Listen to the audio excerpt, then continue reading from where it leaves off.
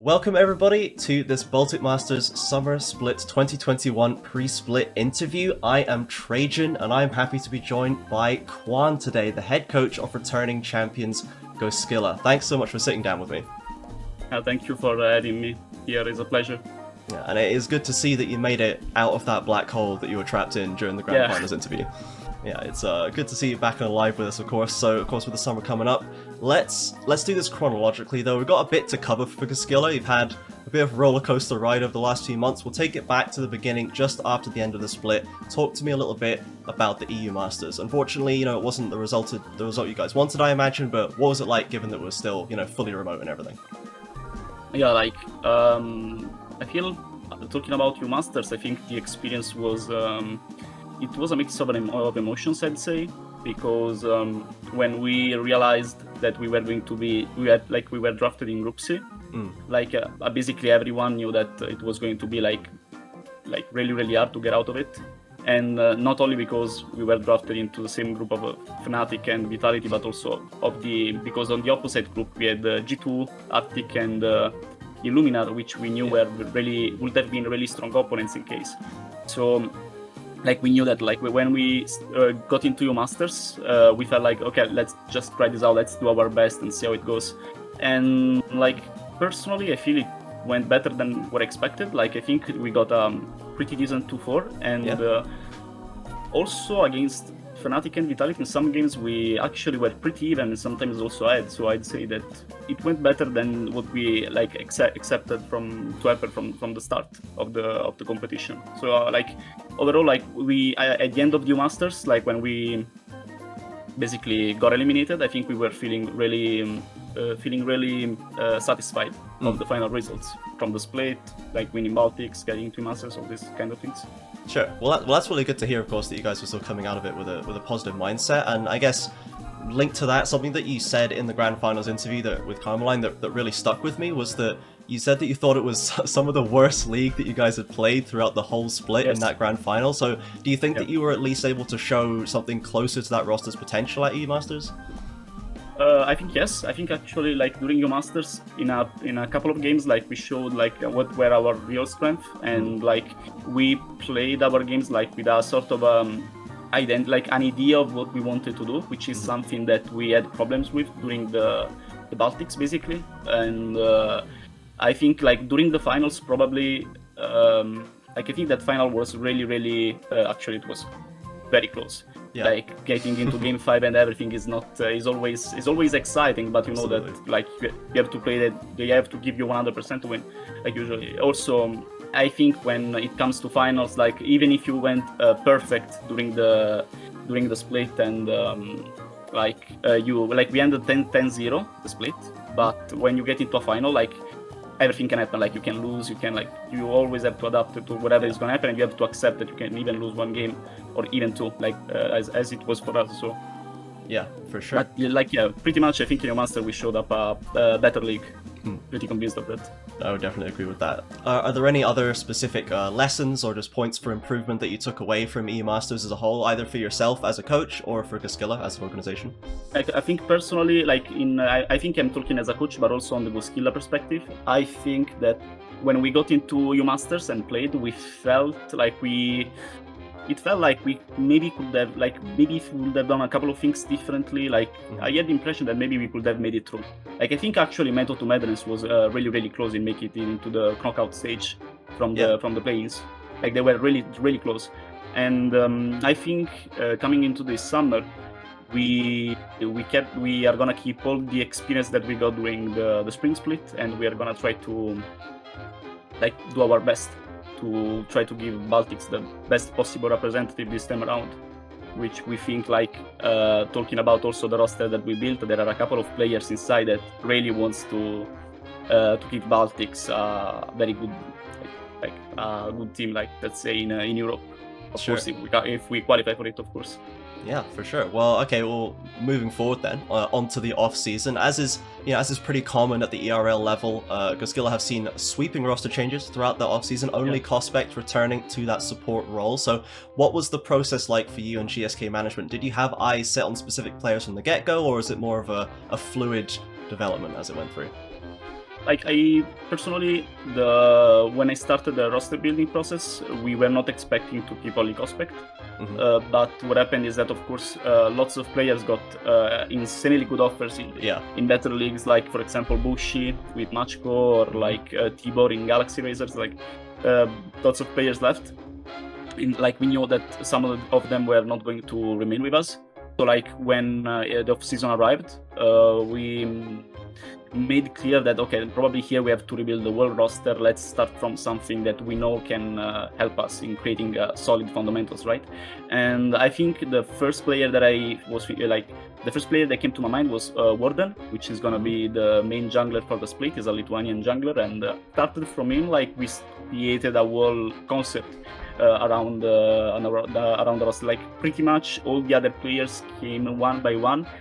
Probably the one we had more problems with in terms of understanding which player, who we are going to pick up, was the ADC, because we had lots of choices in the bot lane, and all the choices that we had were basically locals. Like I don't know if I can make names or anything, but we had really good choices. But like in the end, we went for because of the situations, and now because like we locked the roster the day before the qualifier of Baltics, which means that we were really close. We went for Toaster in the end, and I think it was a really good choice. I think probably if I maybe you had this question prepared for after, but I think Toaster is probably the one that is like his motivation to win is absurd. Like I think he wants to.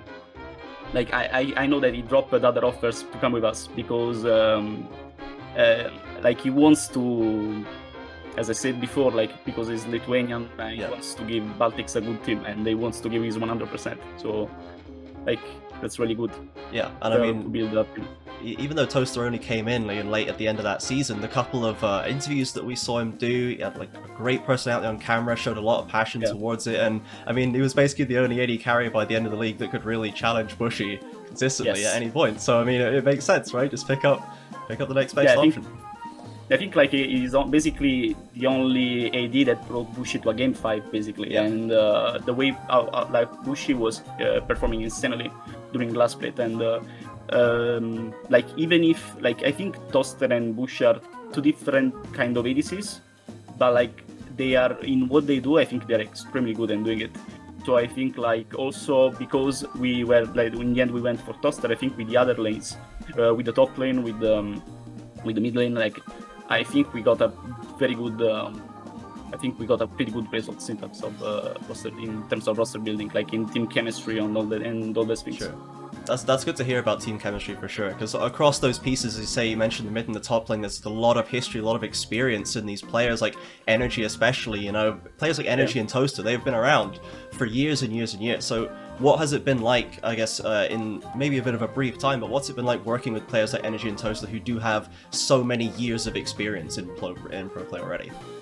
I think that's probably, I don't know if it's surprising what I'm gonna say, but I think like both of them are really chill guys. Like I think that they were really they're really open to feedback, to talk about games in general. Like I know that they have lots of experience, and I was actually surprised to know that to talk with them and understand how they see the game and how basically open to feedback they are. So I think it was also really good because I had the possibility to, of course, as a coach, to make some sort of confrontation, right, between me and them, and like talk about the game in general.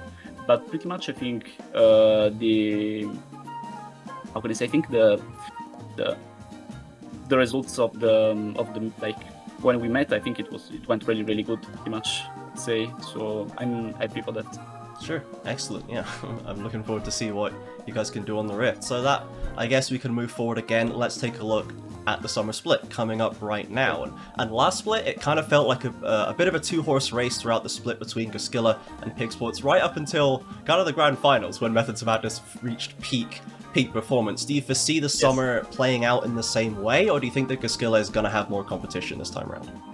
I think that this time around is going to be different. I think that probably the last split was kinda weird in terms of regular split, because I think Method didn't have their when the split started, I think Method were still like trying to create their roster, let's say. They were still building their identity, and I think Iron Wolves had tons of problems, so especially in the start of the split.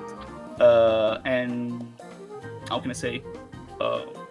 I think like this time I see more teams with like from the start they have an idea of what to do. Like I think Method have a good roster. I think Iron Wolves have a good roster. I think it's gonna be different, and that's also why we have to give our 100% this time. Like we cannot, and like of course that's something that we never do, especially myself. But we can't afford to underestimate anybody. I think anyone can come out and like do basically beat us or like be like a real competitor for us, especially for the final.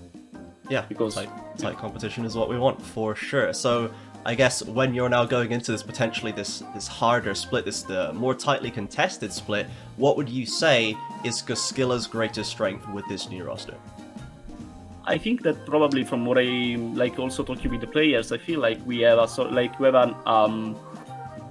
the team is really open to feedback. Like I think like in terms of long-term improvement, which is something that in case of the U-Master qualification, like that's what we basically are aiming for. But in case of the U-Master perspective, this is the most important aspect that I wanted to focus on during the roster building process as well.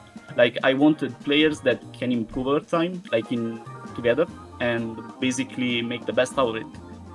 And like I think our biggest strength will be that if everything will go as planned by the end of the split and with your master, maybe we will be potentially a good team and like play a good league if we will be able to, of course. But the goal is to play a good league and show up at our best in the finals and then in your masters. Yeah, and I'm sure that you guys will be working your absolute best to achieve that one. Going forward into this new split. So that's all the kind of serious questions that I had down. Right, we're gonna do a few quick fire questions here just to round this interview off. So there's gonna be no context for these questions, and you don't have to give any reason for your answers. I just want your answers. Okay. So question 1: Morgana or Rumble? Rumble. Rumble. Okay. Question 2: G2 or Mad Lions? Mad Lions. Mad Lions. Okay, question 3, this is a more open one. Highlight of your coaching career so far? I think EU Masters, I guess. Absolutely. Well, that's what we want to hear. EU Masters for the Baltic Masters. That's why we have this question, just to gas ourselves up a little bit more. Okay, so thank you very much, Kwan. With that, we are going to bring this interview to a close. Thank you so much for your time and best of luck in the upcoming summer split. And for everyone at home, you can catch all the action for the upcoming Baltic Masters Summer 2021 on the official Baltic Masters Twitch channel, twitch.tv/Baltic Masters. That all starts June 15th at 6 p.m. CEST. We will see you all there. Thank you. Bye-bye.